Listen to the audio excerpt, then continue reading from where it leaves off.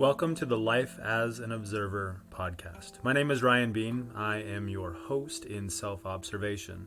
This podcast is an exploration of physical and non-physical self through discussion around yoga, meditation, self-improvement, self-realization, and practices that elevate the mind-body-soul connection. Let's start observing. Welcome to Life as an Observer. Today is episode 1 of our podcast. How exciting to have something new to really stimulate our minds and our bodies, and just kind of this connection that we have to getting better, just being a better human. And that's really what this podcast is about. It's really about observing and learning. Now, I guess we got to ask first, what is an observer? What is the reason why we have a whole podcast about being an observer? What does the life of an observer look like? Well, if I look it up, we look for the dictionary version of an observer as something like this. It's a viewer or a witness or a bystander, a spectator, something along those lines. But that's not just it. If we were to look up what the opposite of that is, it's saying that we're a participant.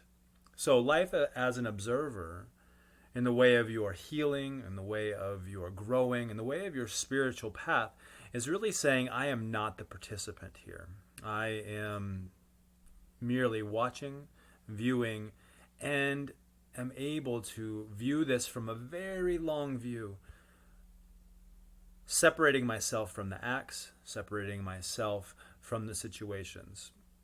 One of my favorite poets is a gentleman named Young Pueblo, and in one of his poems he says that we need to look at ourselves in a way that says, am I observing this situation accurately? Or am I projecting how I feel on what is happening?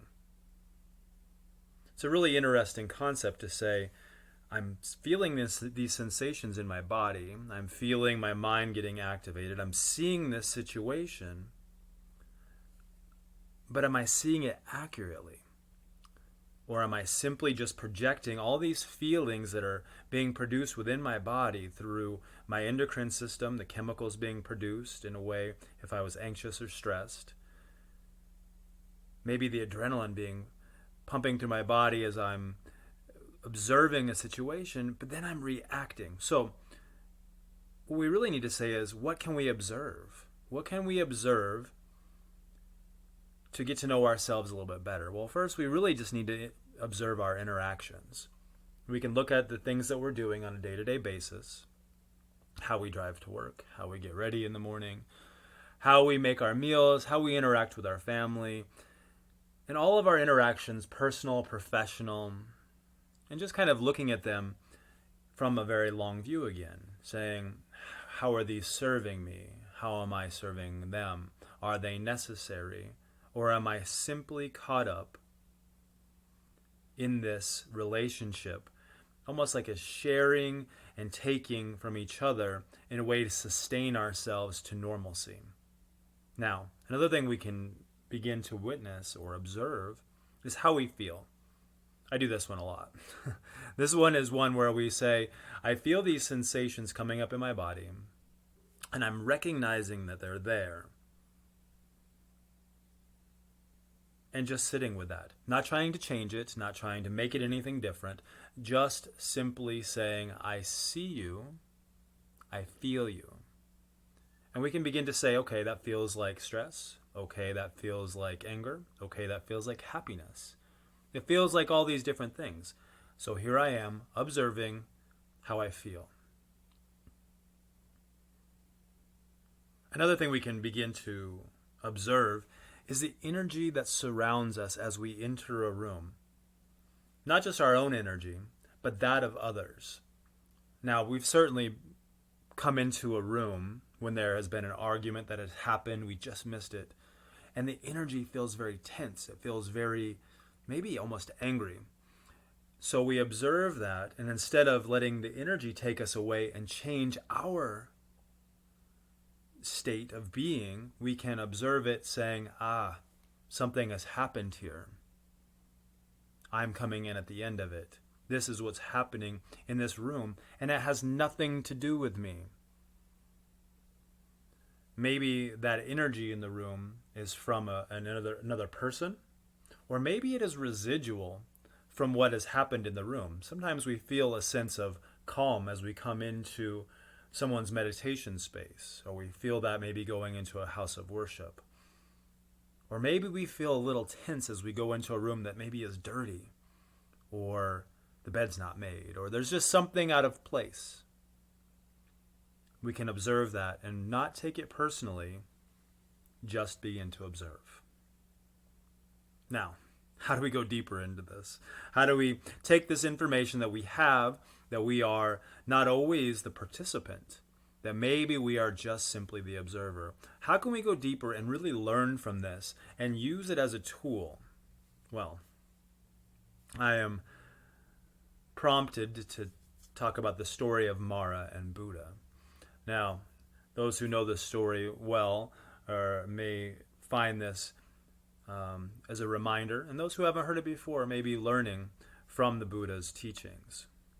Mara, on the night of the Buddha's enlightenment, was caught throwing arrows and daggers and things at the Bodhi tree and the Buddha, where he was meditating, where he was getting to this space of self-realization and enlightenment. Well, you can imagine if someone's throwing things at you that you may get knocked off of your Zen. You may find yourself moving away. And of course, the Buddha's followers at that time said, Buddha, what should we do? What should we do? Should we stop Mara? All this is happening. You will not get your self-realization, enlightenment. What shall we do? Should we stop Mara? Should we block these blows? What should we do? The Buddha did not respond to that, did not ask for any help or change the situation in any way. The Buddha simply said, looking Mara directly in the face, said, Mara, I see you. Come, let's have tea. Now, this is a really powerful statement as it relates to us as an observer. I see you, Mara. I see that you're trying to knock me off of my path. And instead of me reacting, I have the ability to respond. Taking a breath, responding with, I see you. Come. Being compassionate, loving, kind. I see you. Come, let's have tea.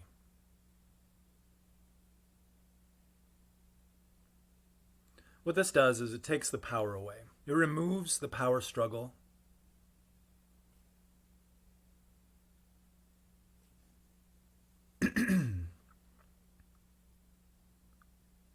It removes the need to control the situation. I have already stated what I see, and by observing it and pointing it out, it takes away its power. It is a way to dominate or control. In what ways do you see this in your own life? Where there is a power struggle, maybe it's in a relationship or in your job or lots of other scenarios we can find ourselves in, where there is a power struggle, where we're not communicating and where we're not identifying boundaries. Thus, the Buddha said, I have a boundary. You're not going to throw these things at me. I want you to come have tea with me. Let me welcome you in and bring you closer. Observing and allowing, removing the power. Now, what does this observation create? What does that create for us? As an observer, what does that do for us that we don't already have? Well, this creates the response versus reaction tendencies. Many times we get caught up in saying, I'm sorry because I reacted. We get caught up in apologizing because we went with the programming that is in our subconscious. The programming, these walls that we've spent our entire lives building, that are sometimes deep within our subconscious and our mind, we get caught up in it, right? We want to react in the way that we've always reacted, or the ways that we've seen or we've watched in movies, and we react in a way that is usually not kind, compassionate, and loving. We act in a way that protects us from getting hurt. When we respond, we're setting a boundary saying, I feel things arising in my body. I feel this energy changing. I know that it doesn't feel good, or I know that it does feel good. Just depends on what the scenario is. But I know that something is changing. And as a viewer, as a witness, as a spectator, not a participant yet, I can take a breath and I can change my vibration in a way that helps me show up as a response rather than react. How many times have reactions got you in trouble? Probably quite a few. Me too. So we've talked about what it is to be an observer and what we can observe, how we can go deeper, and what does it mean to show up as a respond versus reaction. So what does that observation create? Finally, how do we do that? This is just words, right? Even the words you are hearing from me now are simply these ideals or hopeful thinking, right? Hopeful wishes that we can someday do that. Well, how we do that, we have lots of tools, many tools, one of which is breath work, and another meditation, another is yoga. And there are so many self-healing tools, ways that we can draw ourselves away from the narratives that have been given to us as you are this person, you are this title, you are this role, and you are supposed to show up in this way. Well, we don't have to show up in those ways. We can sit back, respond, and show up as an observer, just merely a participant in observing, not a participant in doing. So we have to get out of our thinking mind sometimes. Our thinking mind is that which will try to keep us safe. It tries. Sometimes it lies to us, and sometimes our thinking mind leads us away from danger. Even though standing right firm where we are is not necessarily dangerous, but our mind believes it to be. So we show up, we get into ourselves into a situation where the vibration changes, where the feelings change, and maybe we need to step back, doing breath work, just calming the nervous system, moving from that which is in our fight or flight response, changing that within the vagus nerve to where we can stay and play, to where we can just stay there and not let the words or the actions or the vibration of others change our state of being an observer. Meditation is a great way to do that, but many times we don't know how to start. Where do we begin? How do we start a vibration change within ourselves? Yoga, another great tool. There are many, many tools that you can use. And today, I simply want us to take a step in changing that vibration. I'm going to lead us through a simple breath work that you can use at any time that will lead you to a way to starting a meditation practice. Let us begin just getting into a comfortable position.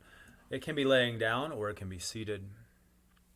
I want you to maybe even imagine that you've walked into a situation where you could react, something that is very triggering for you. Maybe it is simply a task at home didn't get done, or maybe it's something at work that is very frustrating.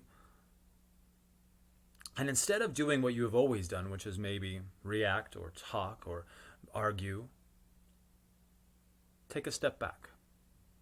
Just one step. Even if you have to apologize for taking a step back, saying, I need to take a step back right now.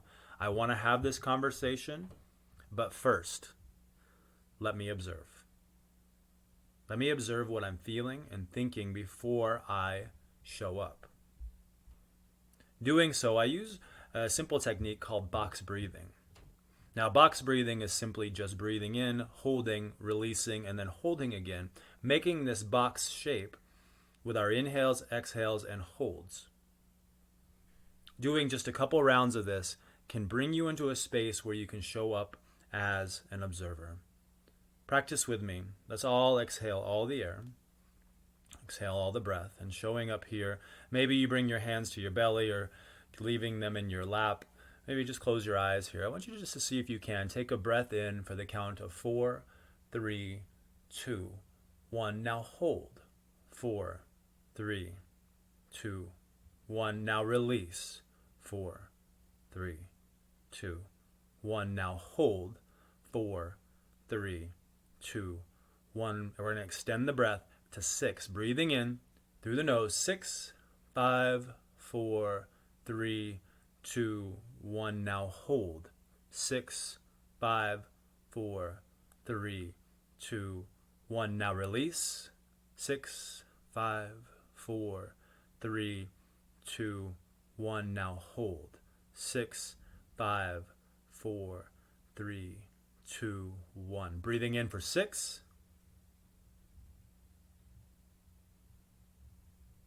Holding for 6.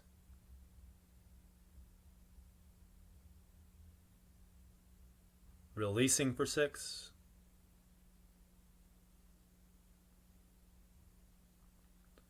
And holding for 6. Last round, breathing in for 6.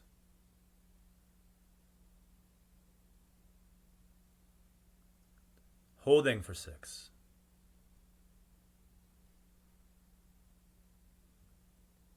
Releasing for 6.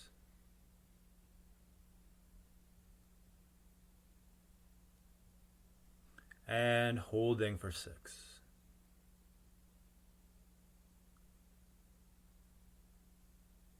Arriving at the bottom of this breath work.